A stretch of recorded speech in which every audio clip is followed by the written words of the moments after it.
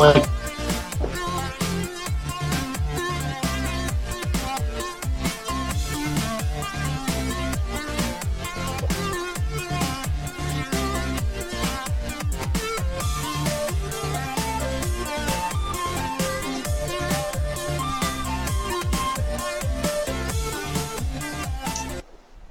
I almost feel like I need to shorten that intro sometimes. What's going on? Hello, everybody. Welcome to another episode of Technical Defects. Of course, I'm Joe. That's Ryan. And our guest this evening is, I want to get this right, corporate executive chef. Is that correct? Yeah, that is correct. Paul, is it pronounced Niedermann? Yes. Paul Niedermann. Look at that. You're 2 for 2. Right? Winning. It's one of our better starts. Season 9 Hell's Kitchen winner. Yeah. So you're in South Florida now, right? Yes. Sorry, go ahead. That's where I grew up. I grew up in South Florida. Whereabouts? I grew up in Cooper City, so a little offshoot of Fort Lauderdale. Nice. I'm actually about an hour north. Uh-oh. You're familiar with Did we lose him? No, Joe, your internet's hicking up a little bit, brother. Do what? Just keep in mind, your internet's getting a couple hiccups, brother. My internet is? Yeah, let's go. We're good to go right now. Go ahead. Sorry. Oh, okay. I'm sorry. I'm up in Port St. Lucie. I don't know if you're familiar with up in this area. I'm very familiar with Port St. Lucie. I'm actually probably going to head up to Indian River tomorrow to go fishing. Nice. Up in the Vero Beach area? Yep. Exactly. So what do you catch up there? Right now, Yep, I'm tradition. some redfish and hopefully some flounder, maybe a little pompano. It's a little cold front, so we'll see. See, I'm up in Cleveland, Ohio, so the best that we get is walleye and bass and freshwater stuff. So Yep. you're dealing, thanks. Sorry. Don't worry about it. I usually get that reaction when I say Cleveland, so it works.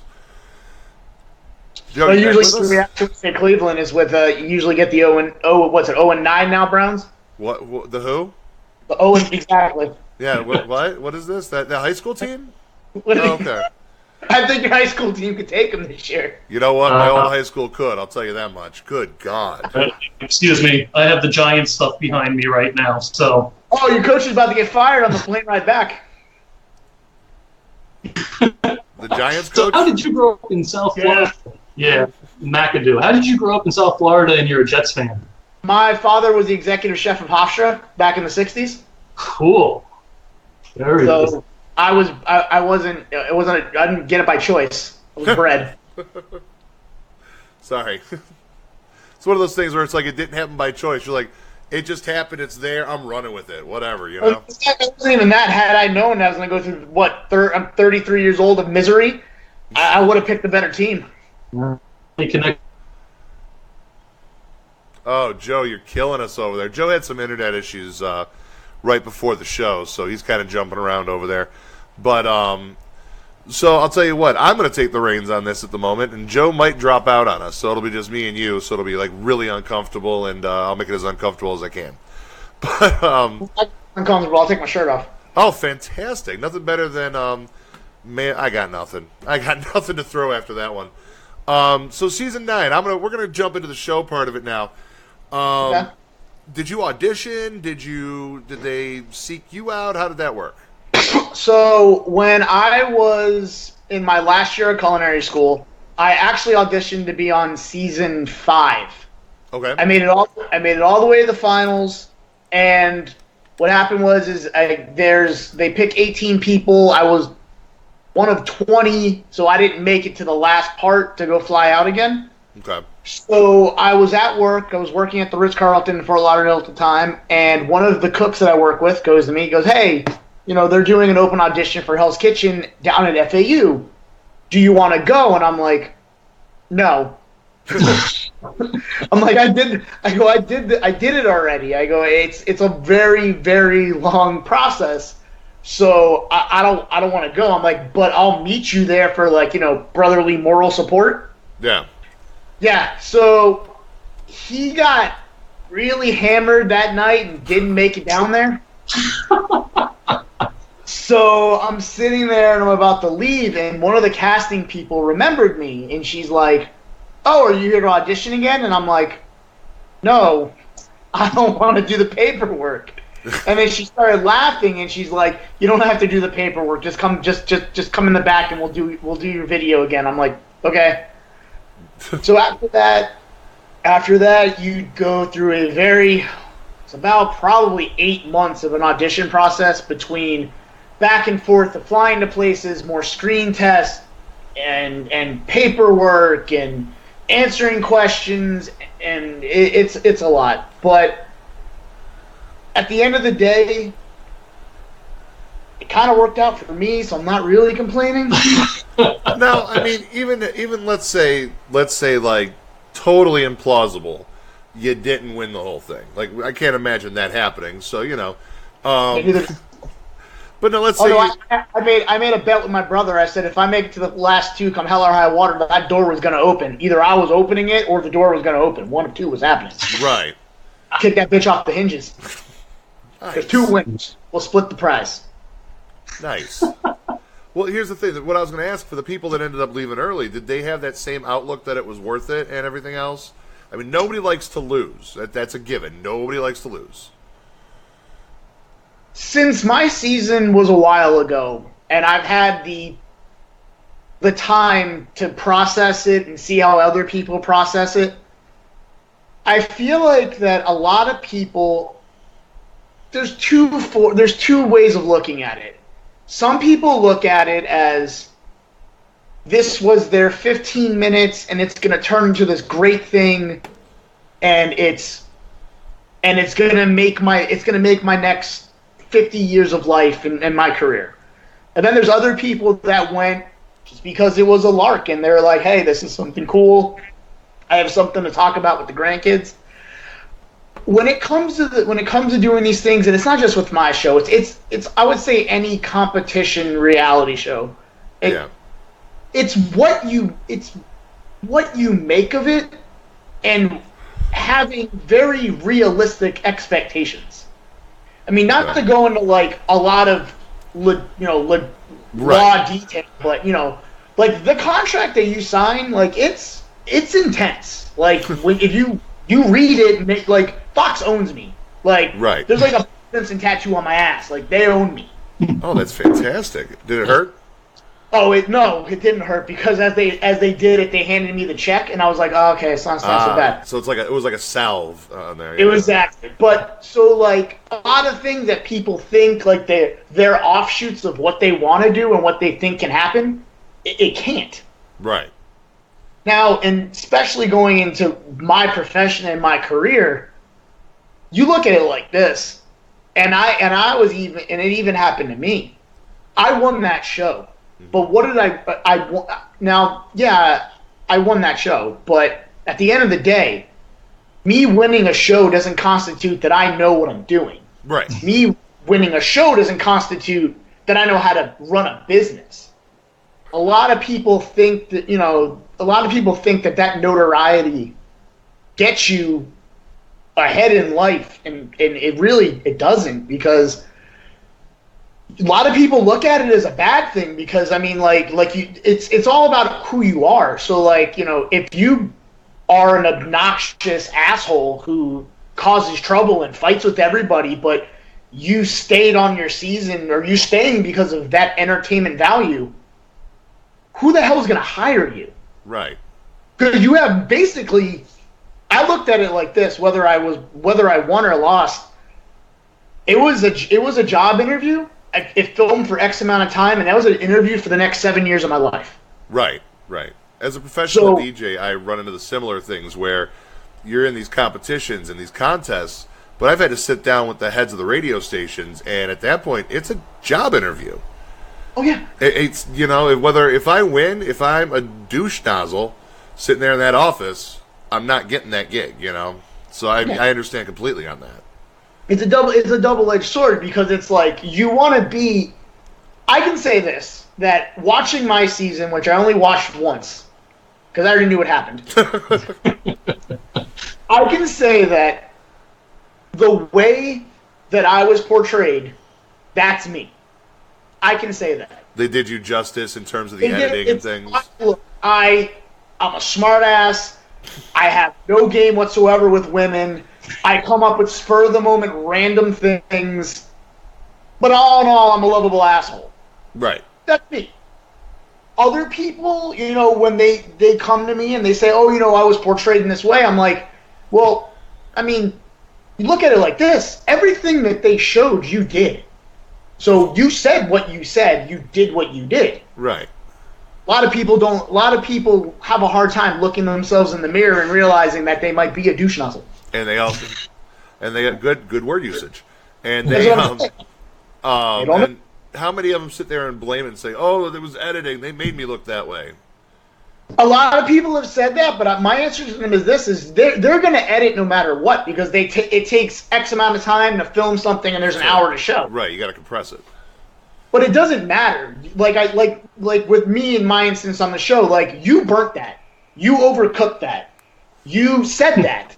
Whether it happened 20 minutes or an hour ago or it wasn't chronological, it still doesn't take away from the fact that you said that, you burnt that, and you knocked that over. It doesn't change what you did. Right. So you need to own up for the fact that you did it. That's yeah. I'm gonna let Joe ask a question now. I'm sitting here thinking, I'm like, damn, he's right. Well, there's just some irony about how people are portrayed, like you said, and I think it was the second episode of your season that some jackass was trying to pick a fight with you, calling you meatball and dumpling. Oh, Brendan. Yeah. He wasn't very happy when he found out I won. So I'm guessing you guys haven't reconciled. No. Actually, to be honest with you, there are a very small amount of my internet crash again? Yes, it did. A little bit, but you're kind of back. There's a handful of people from my season that I still talk to this day. I talk to Will probably once a week. I talk to Jen a lot. She's on this season this year. I talk to Amanda a lot. I talk to Tommy a lot. Every once in a while, I'll talk to a couple of other people randomly, but there's no animosity towards anyone I was on the show with, other than Satan, but it's not even animosity. Even with her, it's just like I get it, that's you, and it is what it is. I'm not gonna sit there. I'll put it this way: I'm not reaching out to her, but she might get a Christmas card by accident, but you're not calling. I gotcha. No, not even that. No, who does Christmas cards anymore? It's all email now. Trust me. Let's go talk to my fiance. She bought a particular number of them, so we have a specific number that we are sending out. But yeah, so people still do them, unfortunately. I don't know why she picked that arbitrary number either, but either way. 13. Oh, look at that. There's Joe's tramp stamp there. Let's just drop him from the call. Good Lord. Is that really on him? I think so. Did he lose a bet? I don't know, but if he did, he should have. I think It's we're like- trying to get him back here. There we go. You have a very aggressive Superman tattoo. He's frozen again. Actually, You're still frozen and you can't defend yourself, so I'm going to go further with this. Can't defend himself with a damn. Hey, what's up, Hair Jesus? Welcome back. am I here again? My internet's running at 50 Mbps. I just did a test. I don't understand what's going on. You had a router problem before, didn't you? So now you're getting intermittent. Either way, we're not troubleshooting your shit right now. We were talking about your tramp stamp. We're troubleshooting your tattoo choices here. It's like a very tough Superman. Wow. Okay, that's my son's back piece. He got that when he was 16 before he went to the military and spent 2 years in Japan. God damn it! Now I can't make fun of it. Yeah, like now I almost feel bad. Almost. Oh man, well played, sir. Well played. That's some shit. Thank you. Yes, my veteran son. Way to whip that card on the table. Yeah. Next question. But what would you say? Like, what you've watched other seasons, right? Yeah. Okay. What was different about yours compared to the other seasons? Like, what stood out that happened for you guys that you're like, wait, they didn't have to do that? Well, the thing is that when you watch the show, like when I was on the show, right? We all kind of knew not what was going to happen, but what we were going to have to do. Right. So I'll give you an example. Like, you watch the show enough, you go, okay, so there's 6 of us, or there's 8 of us, which means that tomorrow we're probably going to get blindfolded and taste stuff. There's 4 of us. Okay, so that means each one of us is going to work the pass. You kind of knew that kind of stuff just by watching other seasons. Right. I mean, the thing that it doesn't stand out. It's just, I feel like that it's been going on for so long, and I feel like that with the addition of other types of shows like that. Yeah. Because in the beginning it was that, and then was Top Chef. Yeah. And now there's Chopped and Cutthroat Kitchen and Baker's Challenge and this and that. Yeah. And that. So I feel like that what was once I don't want to use the word legitimate, but once was like a prestige kind of thing has kind of made way to like I need to get bodies in here, and it becomes more of a spectacle than more of a competition. And you can kind of see that even if you watch like a lot of the Top Chefs. The first seasons of Top Chef was very cutthroat and very, chef driven. Now it's personality. Like you look at the one guy, Marcel, that with the stupid hair, he's going back and back and back and back and back. It's, people want to watch him. Yes, he's a talented chef, and there's no doubt about it, but he has that personality. And I think that what stands out of my season is that I think my season moving forward is kind of, it's I don't want to say lose its luster, but it's harder to draw in what the show is truly about. Do you think it's getting kind of diluted as the seasons go on?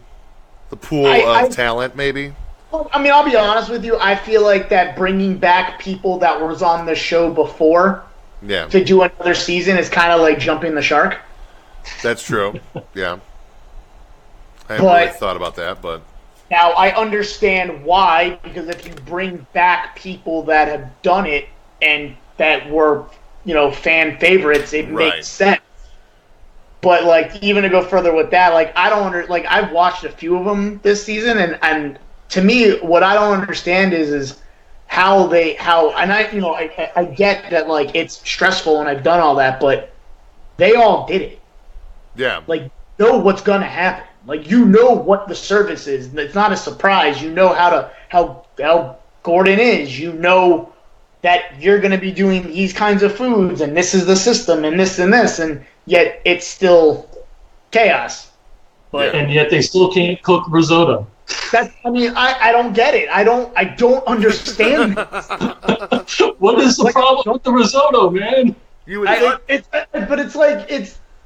the one thing that I think is funny about the show is, like, you get people that have very good pedigrees and backgrounds and resumes, but when push comes to shove, I don't know what it is. It might be Gordon, it might be the camera, it might be that you're trying to show off. I don't know, but it's like everybody forgets, it's dinner. It's food. It's something it's something we've all done a million times. We all cook. That's what we do for a living. Right. I don't get it. Like, I mean, did I, in my season, did I have my bumps and bruises? Yeah, I did. But at the end of the day, I didn't forget what I was. I'm a cook. So we all are. What you're saying is you didn't jack up the risotto, is what you're saying. I didn't jack up the risotto, but I did jack up some chicken once. And I jacked up something else I don't remember. Real quick, I just want to remind all the viewers that are checking in now, we are here with Season 9 winner of Hell's Kitchen, Paul Niedermann. I got nothing. It's one of those days, I'll tell you what. Some days I'm funny. Today, I'm not. I'm probably the least entertaining son of a bitch today. I'm glad I got a show. All right, so, Paul, You guys, how long was taping of the show? Were you guys in the restricted to the dorms the whole time you were there? Were you taping on a daily basis? You film for about 2 months, and you're there 7 days a week, and you're filmed 24 hours a day. Wow. Yeah, you can't even take a piss without them seeing you. Nice. Distorted Big Brother. Performance anxiety? No. I'll tell you what. Of all of the people that work on those shows and do all those things, there is one core group of people that I feel so bad for, and it's the sound people. So bad. All right. Because they're the ones that have to change the mic pack. Oh, yeah. That's on your sweaty ass. For 18 hours in the middle of everything, they're like, oh, you need a battery. Yeah, there's nothing worse than a swamp-ass microphone. Oh, it was funny. I used to go to them, I'm like, while you get the batteries, if you got some Gold Bond, help me out. I appreciate it. Just kind of tap a couple of taps in, we're good. I mean, just if you don't got that, get the ball. We start from something. Oh, yeah, that's awesome. No, it's intense, and there's actually a funny story. So when you're on the show, obviously you're cut off from the world. So I decided that I was going to become very literate and start reading because that's the only thing you can do. Oh well, that's a mistake. But go ahead. Yeah. So I'm sitting in the bed and I'm reading a book, and all of a sudden, there's cameras everywhere, but there's cameras on the ceiling. So all 4 of the cameras go like this, and they all turn on me, and I'm reading. And then 10 minutes later, they all go, and they turn away from me. And then I say out loud, I'm like, oh, I guess I'm not doing anything interesting. And then all the cameras go, the hell.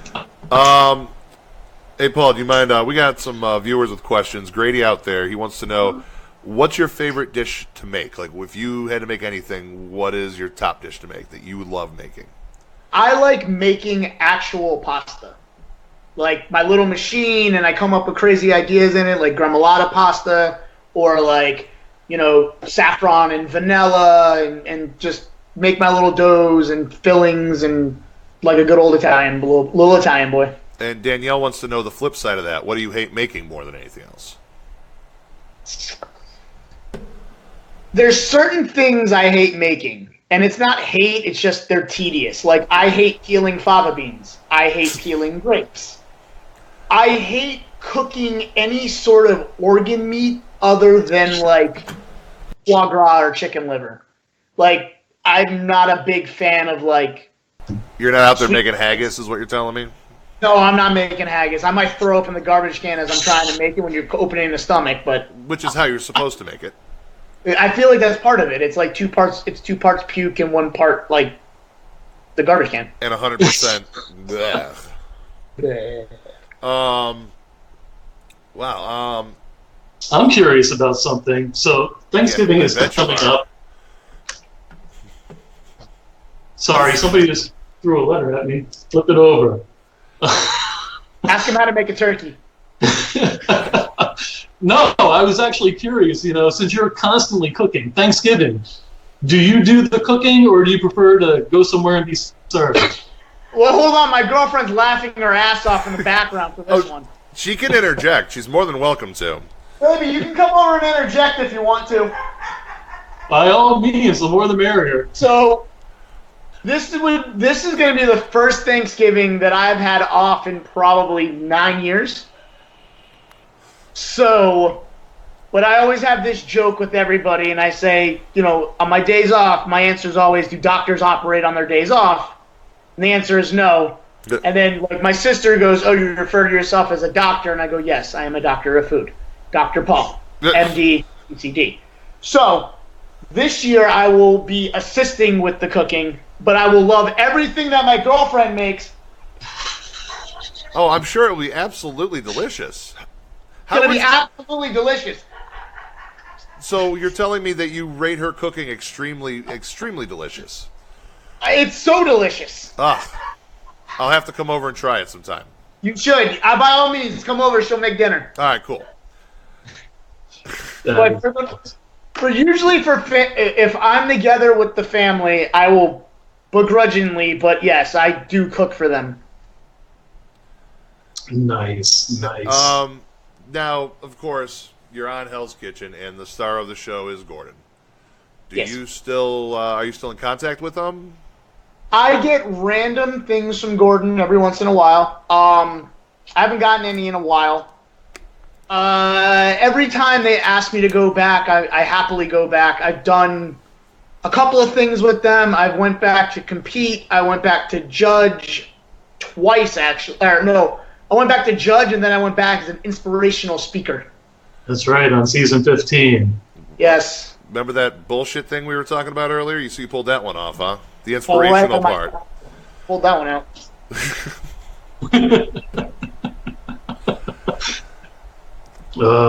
So my wife was curious. Is Ramsay as much of a dick in the kitchen as he's portrayed? Okay, so everybody asks me this question.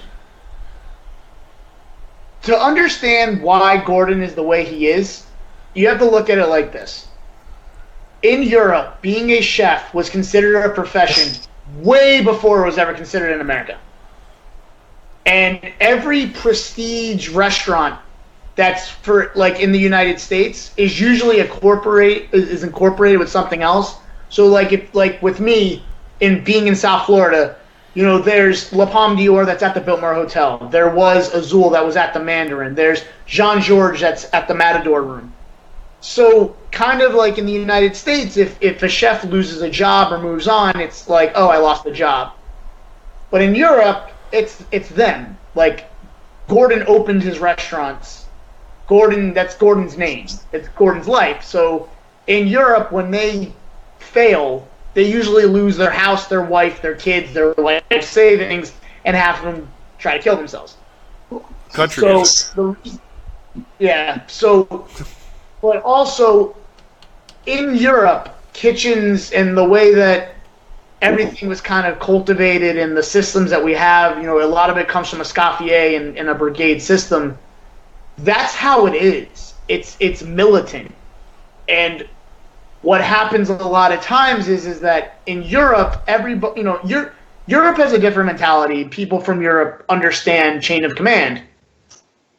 In America, we have this thing called human resources. So it doesn't really fly that much. I swear I've never been pulled in front of them before. Yeah, neither have I. Yeah. So Gordon came from Marco Pierre's kitchen, which was as intense as Gordon is, and that's where it stems from. Gordon is a perfectionist because his livelihood is demanded on his craft. And in my opinion, that's what I mostly respect about him and that's what I learned the most from him, is that it's not about cooking and technique, and a lot of it is, but when you're running a kitchen, it's having the balls to say it's not right with 150 people in the dining room and your kitchen's slammed and you know that it's going to pass, but you know it's not right. And that's where that comes from. His being a dick is him making sure that everything that leaves is exactly the way that he wants it to be. Well, that intensity, is that ratcheted up for TV, or is that the genuine intensity that he has? No. What you see is what you get with him. And that's why he has 16 seasons of this. I mean, yeah, he's charismatic, but at a certain point, you can't fake it. You Right. can't fake drama. You can't fake reality. That's him. Yeah. When you go, he has no idea who you are. He doesn't get a picture. He doesn't know you. He gets, these are the people we picked, and this is their pedigrees. No dossier or anything like that. He figures it out as he works with you. Nice. There's a question. You probably get this when it comes to food, or at least somebody is always obligated to ask about turducken. They want to know if it's possible for that to take over the traditional turkey at Thanksgiving. I don't know how the hell to answer that, but it's the fact that I got to bring up turducken in a conversation. So, in my opinion, a turducken will never surpass just the turkey because a lot of people don't like duck. All right. See, that was too easy for you to answer. I would have struggled like hell with that one. No, that it's true. Well, also, a lot of people like Long Island duck and things like that. But like if you get a real like wild mallard like that comes out of Okeechobee with me in Florida, or it ain't the same. Is it just too gamey or what? Like it's gamey. It doesn't taste like chicken. There's a difference between shooting a duck on Fire Island and shooting a duck in Okeechobee. Exactly. Honestly, I'm not much of a hunter. Unfortunately, I never picked that up. But I play the hell out of some duck hunt, so I'm good there. Those are the most delicious ducks, but I want to put 6 in that dog's chest every time I miss him. Don't you? Every time that little son of a bitch laughs at you. Bitch. I swear to God, I had to go to therapy for like a year because that and little prick. Nintendo's like, no, the dog lives. Fuck the ducks. The dog must be allowed to go on. I feel like PETA had a hand in that because they're like, oh no, we can kill the ducks and they laugh at you, but the dog laughs. No. Yeah, gotta go. Gotta step. Is awesome. I think that's probably the quote of the day. But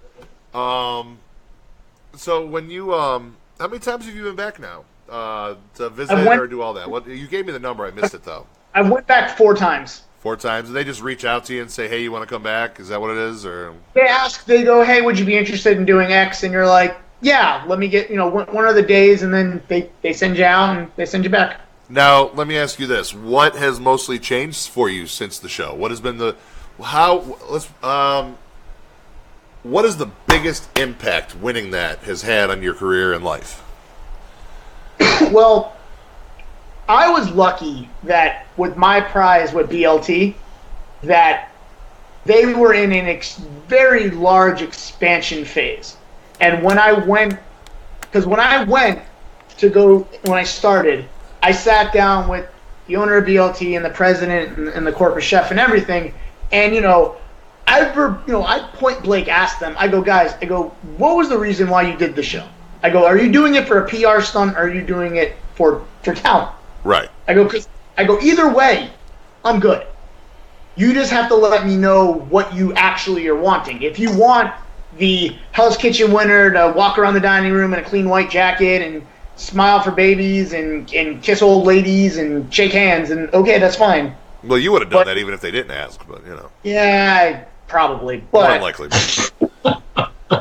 But they were very gracious with me, and they explained to me the situation and the projected plan for me.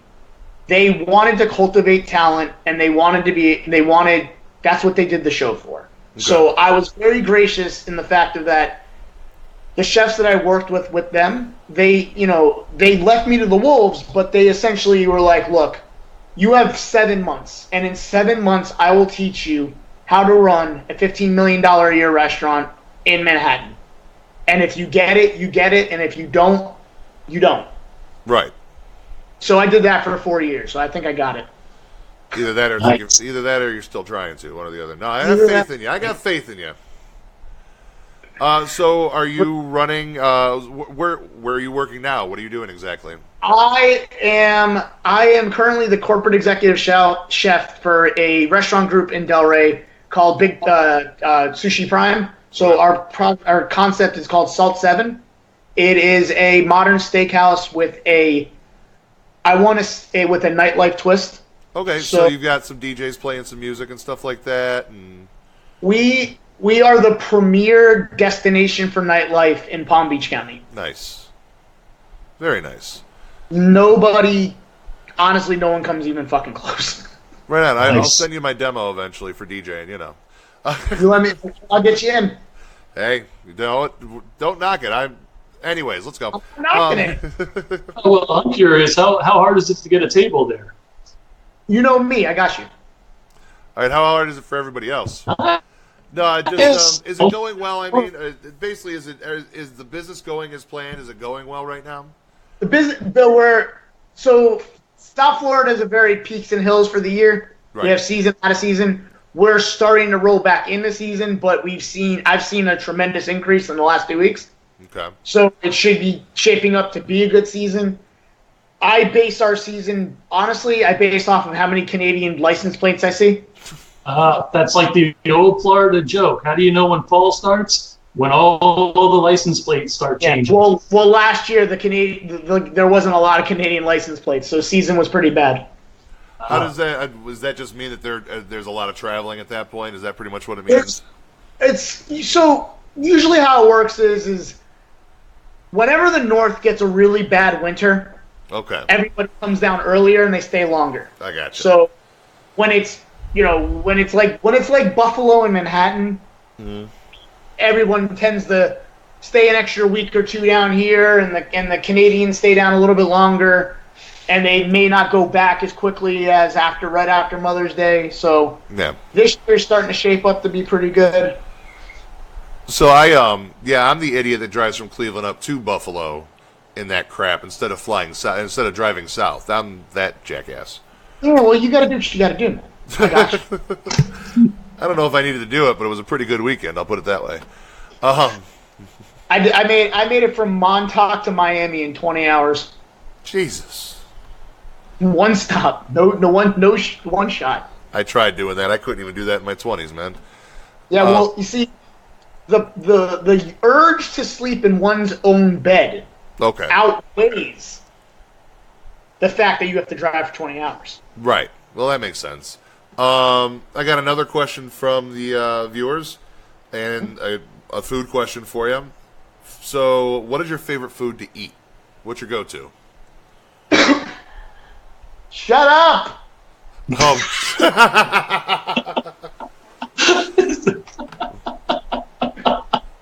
On our next show, Paul's girlfriend. Paul's girlfriend Rachel chimes in with the actual answers instead of the PR, the good answers. My favorite thing to eat, I like to eat pasta. I like Sunday gravy. So it reminds me of when I was a kid. Every Sunday, my mom would make a big pot with pork ribs and sausage and meatballs and rigatoni and a big salad, and we would all just eat that and watch the Jets lose and cry in our napkins. And now that we're talking about it, my big ass is getting hungry. So you know. You go.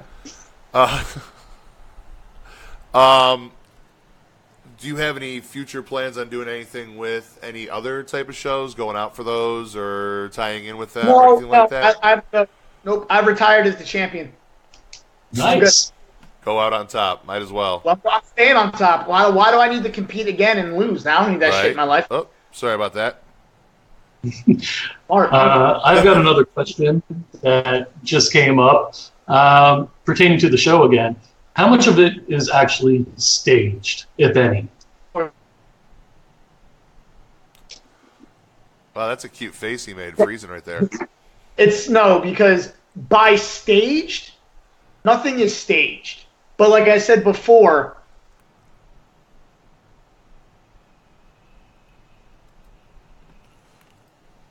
that's not my internet. Nope. Looks like Paul's internet's crapping on him. I don't want to leave him in that pose up there. Looks like he's going to sneeze. He does. I don't want to leave him up like that. There he is. He's back. He's back. We lost. And he's gone. And he's back. Your internet froze up for a moment. There we are. All right. All right. So, I couldn't leave you sitting there on the screen like this. I appreciate it. So to answer your question, it's not staged, but because you can't stage the reactions that we're going to have to things. But if you watch the show enough, you kind of, like I said before, there's 8 of us. We're probably going to do X. There's 6 of us. We're probably going to do Y. So in that aspect, I don't want to say it's staged. It's just, I guess, it's just expected because you know that, okay, there's 8 of us. So 8 of us is when you do this tasting. There's 6 of us. So there's going to be some sort of competition with something. But you don't know what's going to happen. They don't tell us, like, hey, this is what's happening. But, I mean, that's it. I don't have any way to segue into this question, so we're just going to go there to it. We're a bunch of geeky bastards around here. We like our toys. We like our gadgets. Has technology changed the way you do things in the kitchen at all? Oh, absolutely. Technology has changed how we do things in the kitchen. There are ovens that are smarter than fucking NASA. How are you getting to Mars? I'm taking my goddamn oven. That's how I'm getting there. I mean, seriously, like they make these ovens now where you hit a button, and the oven will heat itself up, browns your steak, tells you you put what temperature you want. The oven cooks it to 10 degrees less, turns itself down, makes sure that rests at a certain temperature, and then turns itself back on to make sure it stays warm. I need this. The next kid from McDonald's can actually go and do it then. Exactly. And with the addition of with sous vide cooking and the circulation and all that other stuff, it's technology plays a huge part into the cooking world. Don't get me wrong, you can't substitute good ingredients, but they're making it more foolproof to make sure that just busting your balls. I know. Nothing like experience, regardless. No, but it's making it so that because also there's been that boom since Food Network and Emerald and all those cooking shows where people are way more interested in food than they were 30 years ago. So in turn, Susie Q Housemaker is no longer just making pot roast. She's making circulated short ribs with sous vide carrots, and and she has all the stuff and all the toys. So, well, I didn't burn water, so I'm doing all right. You're living, man, living the dream. I could do slightly better than that, but now, do you have any hobbies or things you do in your free time? Because as you can see, I got my geeky stuff behind me. Well, I have a closet full of fishing rods. Right on. How often do you fish, man? I very avid fisherman. I bowl with my brother once a week. We have a league. That's pretty much it. And then I work. I work a lot. So yeah, right. I also spend lots of quality time with my girlfriend, who I love so much. And is going to cook an amazing Thanksgiving dinner. She's going to cook all the turkey and the stuffing, and going to let me just house Jameson and watch football. So, on average, how many hours a week are you working? I work about 60 to 65 hours a week. Holy crap, man. I look at it like this. I work 5 days a week, and I'm off 2. So when I'm at work, it doesn't really matter if I work 8 hours or 12 hours. I'm still at work. Yeah, makes sense. So it's not like I'm you know what I mean? Like in God made TiVo and DVR, so I don't miss anything. Oh yeah, we're all about the streaming and all that stuff around here. Believe me, the watching stuff later. Life goes on, and it stands still for me whenever I got to watch something. So. I've got a 3-year-old, so I don't know anything about anything standing still. No, you got Mickey Mouse Clubhouse. Nope. Doc McStuffins. Doc McStuffins is the flavor of choice around here. Yeah, you don't mess with Doc D, all right? My nephew is 18 months, and he is all about Paw Patrol. Oh. I got nothing for Paw Patrol. I managed to dodge that bullet. It's like baby crack. It is. It's kitty crack. It's ridiculous. You guys haven't seen anything until you watched Ubi. Trust me, YouTube it. You will be shocked. It was popular. I don't think I could smoke enough weed to have to sit through that stuff. No. I have nieces too, and they used to watch this little bald-headed kid who cried all the time. Caillou. There you go. Yeah. Mom, I just wanted to have a lollipop. Now you guys are making me feel old because I have a son 21 and a daughter 12. That's because you are old. Oh, like fine wine or cheap whiskey. Cheap whiskey. That's what he's got in his cup. I'm drinking it. Well, I'll tell you what. You got any more questions to throw his way? We're getting kind of close to wrapping this up here in just a few minutes. I'm looking over my stuff. I'm actually... we just had a walkthrough in the background. Tell her to come say hi. There she goes again. She just walked through. No, she's taking Meatball out. Meatball is your... Meatball is my English bulldog. Wonder what kind of dog. He's an English bulldog. That's why his name is Meatball. My dog's an asshole too. I know. Okay, so now that she's gone, here's my funny story. So yesterday, because I don't pay attention to the dog, guess the dog peed on the tile, and I was at work, and I get a phone call from her at like 11:30 at night. She apparently slipped in the puddle of piss and almost broke her toe, and I had to sit there and bite my tongue of not laughing. But I had to ask her. I go, how? I'm like, how did you not see the pile of pee on the floor with the lights on? I go, I don't know. But I had to play I was very sincere. I don't know, she's not even here. Fuck it.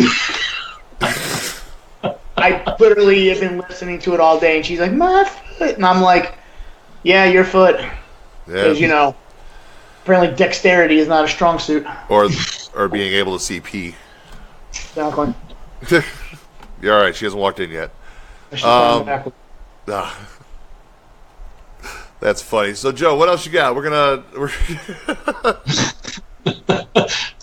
I was just curious a little more about the fishing because I saw some pictures with you and Snook. Do you prefer the deep sea fishing or? Well, my brother's a captain out of South Beach, so my preference is just to go fishing. Honestly, it really depends on what time of the year. All the snook picks are in the summer when offshore is not that great and inshore is really good with the snook. And right now it's a lot of mackerel going offshore for sailfish and stuff. And when May rolls around, it's all about grouper and offshore again. But I mean, I just like getting out on the water. It doesn't really matter to me as long as the rod bends. See, I probably just your personal therapy. Yep. I grew up fishing with my dad, and then the only reason I don't do it much anymore is I can only fish off the land. I am one of those guys that get motion sickness even from looking at it. So do I. I get seasick in the bathtub. It's called the patch. Well, does it work for you? Because it didn't work for me. And bath time when I'm rocking the waves, it just doesn't really. Yeah, go well. it works for me. It was really funny. Is I went on a cruise and I had the patch on. Yeah. And my girlfriend looks at me and she's like, one of your eyes is really big, and one of them is really small. What? And she's like, yeah. I'm like, so I literally thought, because I was I'm not gonna lie to you, I was on a cruise and I was quite drunk the night before. Right. I was like, holy shit, I hit my head, I have a concussion. So, because I don't know what else it would be. So I go down to the little medic lady on the boat, and she's looking me over, and she's like, I really don't know what's wrong with you. I think you might have hit your head. And when I turned my neck, she saw the patch, and she started laughing. She goes, I know what it is. And I go, what? She tells me, do you wear contacts? And I go, yeah. She goes, did you put the patch on and didn't wash your hand? I'm like, I don't fucking know. So apparently one of the side effects to the patch is makes your pupils dilate. But since I had it on my finger and I put my finger in my eye, only one of them dilated. So I looked like I went 20 rounds with like friggin' Muhammad Ali, and I had an eye like this and an eye like this. Oh, that's awesome. Good times. The pill only worked on this half of my face. But I tell you what, though, I didn't get sick. Couldn't see shit, but I didn't get sick. I mean, I didn't see shit, and I drank enough rum to probably kill a pirate, but wasn't sick. Oh, man after my own heart. I've drank. All right, so another question, and we're going to wrap it up. Sound good? What does the future hold for you, man? What are you looking at? Okay, so the future right now is I am in the midst with my company. We're about to open our second restaurant in Fort Lauderdale. So that's my immediate project. Long-term goals would probably be want to buy a boat. Or I want someone to buy me a boat. I was going to say he was waiting for a reaction there. Yeah, she's laughing in the background. You can hear. She's been laughing for most of this interview. Yeah, that's because I'm just such a charismatic, adorable person. That's why. Oh. And now she fell off the couch laughing. Is that what that thud was? All right. Well, I keep my future open. I look at stuff. I do little goals instead of big goals because I don't really know what's gonna happen. 2 years from now, I could be looking to buy. I don't know. Well, Chef, I have a lot of people watching in Martin and St. Lucie County right now, so plug away the restaurant, man. So guys, the restaurant Salt 7, it's on Atlantic Avenue and 2nd Ave in Delray Beach. We're open from 3 to late night. I'm there every day of the week. And come check me out and come check out our new menu. Joe will be there. I'll stop by on my next vacation. Sounds good. Hey, man, my wife's birthday is December 2nd. I might end up there. I don't know. Well, you tell you what, you can kiss up to him and try to get the good seat off the air. All right. Tell the people bye, Joe. All right. We're going to exit out. Paul, stay with us for one moment, please. Not a problem. Everybody, safe streaming. Have a good one. Thank you again. And as always, corporate executive chef Paul Niedermann. Thank you very much for being with us. Thank you. Quick little plug. Don't forget mkvextreme.com. That's where we're posting up the reviews, things like that. I've got a new review coming. Joe's got a new review coming. For whatever reason, they like to send us electronics and let us talk about it. I'm still trying to understand that one. So we are out. Paul, thank you very much. No problem. Thank you guys for having me. And all my viewers, kiss my grits.